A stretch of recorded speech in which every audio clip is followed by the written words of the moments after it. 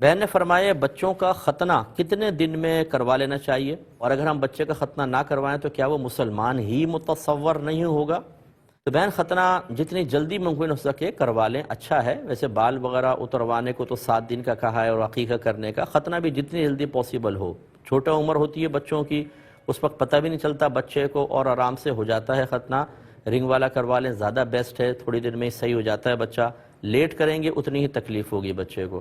لیکن یہ خیال آپ کا بالکل غلط ہے کہ اگر کسی نے ختنہ نہیں کروایا تو بچہ مسلمان ہی نہیں مانا جائے گا۔ ایسا نہیں ہے، وہ مسلمان ہوتا ہے۔ اس کو ہم مسلمانی اس لیے کہتے ہیں کہ یہ مسلمانوں کے ہاں سنت رائج ہے، غیر مسلمین کے ہاں ایسا نہیں ہوتا ہے، ان کے ختنہ نہیں ہوتے ہیں، اور ہمارے مسلمانوں میں رائج ہے۔ انبیاء علیہ السلام کی سنن پر عمل کرتے ہوئے، اور خاص طور پہ میرے آقا صلی اللہ علیہ وسلم نے اس کی تلقین اور ترغیب اور حکم ارشاد فرمایا، تو اس لیے اس کو مسلمانی کہتے ہیں کہ یہ ہم مسلمانوں کی ایک علامت بن گئی ہے۔ تو اس لیے مسلمانی کہتے ہیں، اس لیے نہیں کہتے کہ اگر ختنہ نہیں کروایا تو انسان دائرہ اسلام میں داخل ہی نہیں ہوگا، ایسا نہیں ہے۔